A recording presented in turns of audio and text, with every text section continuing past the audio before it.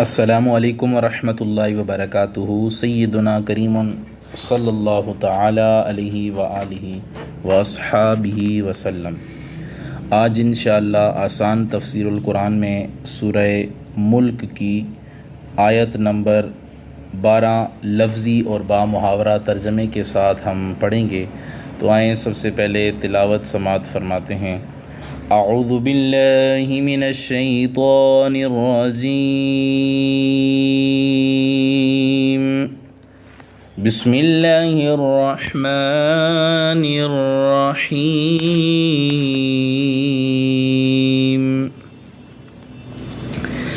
ان الذین یخشون ربهم بالغیب لهم مغفرۃ واجر کبیر۔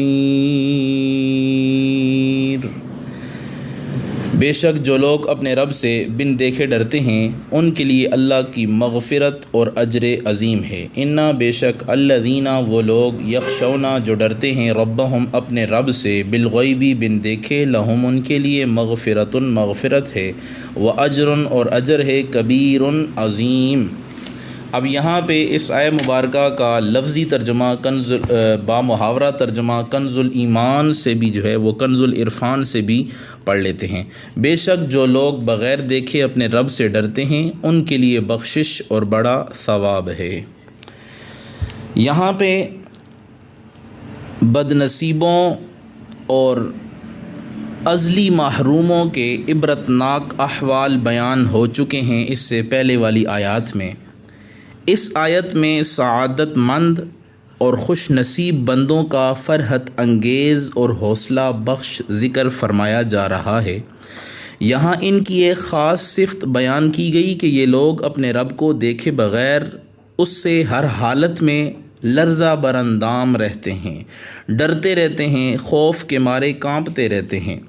مجمع عام ہو یا کنج عزلت ہو یعنی تنہائی ہو، ان کا کوئی ذاتی معاملہ ہو یا اجتماعی مسئلہ ہو، ان کا دنیاوی مفاد وابستہ ہو یا ان کی عزت و آبرو کا سوال ہو، ہر حالت میں وہ اپنے رب سے ڈرتے رہتے ہیں۔ کوئی ایسا بول اپنی زبان سے نہیں نکالتے، کوئی قدم اس راہ پر نہیں اٹھاتے جس سے اللہ تعالیٰ کی ناراضگی کا اندیشہ ہو۔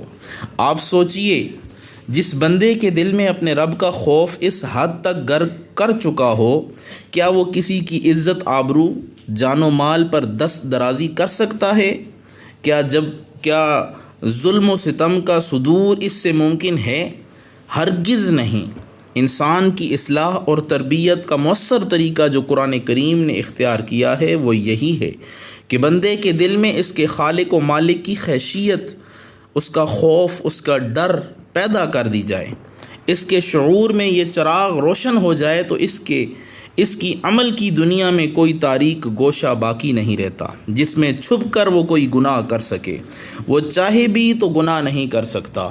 آپ اللہ تعالیٰ کے کسی بندے میں اس کا خوف پیدا کر دیں، پھر بے شک اسے آزاد چھوڑ دیں اور یقین رکھیں کہ اس کی ساری قوتیں، اس کے سارے وسائل، اس کی جملہ صلاحیتیں خیر کو فروغ دینے اور شر کا کلا کما کرنے کے لیے وقف رہیں گی۔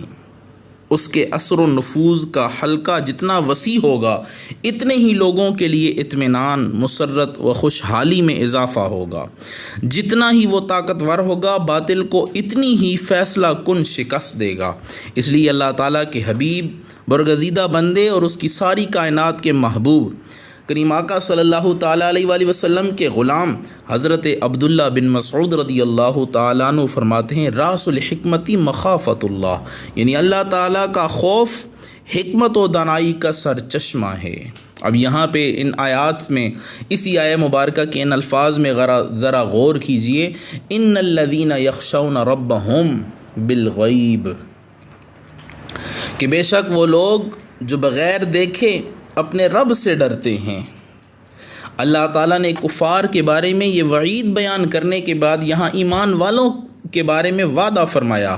چنانچہ ارشاد فرمایا وہ لوگ جو اپنے رب سے ڈرتے ہیں، حالانکہ انہوں نے اپنے رب کو دیکھا نہیں ہے، صرف سنا ہے، اور کس زبان ترجمان سے سنا ہے؟ اس کی زبان سے سنا ہے جس نے رب کو دیکھا ہے، جس کے بارے میں اللہ نے فرمایا کہ یہ اپنی خواہش نفسانی سے نہیں بولتے بلکہ بولتے ہیں وہی بولتے ہیں جو رب انہیں القاء کرتا ہے، جو رب انہیں وحی کرتا ہے، جو رب انہیں حکم دیتا ہے وہی بولتے ہیں، اور اس کے عذاب سے ڈرتے ہوئے اس پر ایمان لاتے ہیں تو ان کے لیے ان کے گناہوں سے بخشش اور ان کی نیکیوں کا بڑا ثواب یعنی جنت ہے۔ اور اللہ تعالیٰ سے ڈرنے والوں کے بارے میں اللہ تعالیٰ نے ایک اور مقام پہ ارشاد فرمایا، من خشی الرحمن بالغیب وجاء بقلب منیب ادخلوها بسلام ذالک یوم الخلود۔ اللہ فرماتا ہے جو رحمان سے بن دیکھے ڈرا اور رجوع کرنے والے دل کے ساتھ آیا، ان سے فرمایا جائے گا سلامتی کے ساتھ بہشت میں، جنت میں داخل ہو جاؤ۔ یہ ہمیشہ رہنے کا دن ہے، یہ ہمیشہ رہنے کی جگہ ہے، لہٰذا ہر مسلمان کو چاہیے کہ وہ اپنے دل میں اللہ تعالیٰ کا خوف و خشیت رکھے اور اس کے عذاب سے ڈرتا رہے۔ ترغیب کے لیے یہاں پہ 2 مثالیں بھی آپ کے سامنے بیان کر دی جاتی ہیں۔ حضرت علامہ اسماعیل حقی رحمۃ اللہ تعالیٰ علیہ فرماتے ہیں، حضور پر نور صلی اللہ تعالیٰ علیہ وآلہ وسلم نماز تہجد میں اتنا روتے تھے کہ آپ کے سینہ مبارک سے ہانڈی کھولنے کی سی آواز آتی تھی۔ اور حضرت ابو عمران رحمۃ اللہ تعالیٰ علیہ فرماتے ہیں، مجھے خبر پہنچی ہے حضرت جبریل ایک مرتبہ بارگاہ رسالت میں روتے ہوئے حاضر ہوئے۔ نبی اکرم صلی اللہ علیہ وسلم نے دریافت کیا، اے جبریل علیہ السلام تمہیں کس چیز نے رلایا؟ انہوں نے عرض کیا، جب اللہ تعالیٰ نے جہنم کو پیدا فرمایا، میری آنکھیں اس وقت سے کبھی اس خوف کے سبب خشک نہیں ہوئیں کہ مجھ سے کہیں کوئی نافرمانی نہ ہو جائے اور میں جہنم میں ڈال دیا جاؤں۔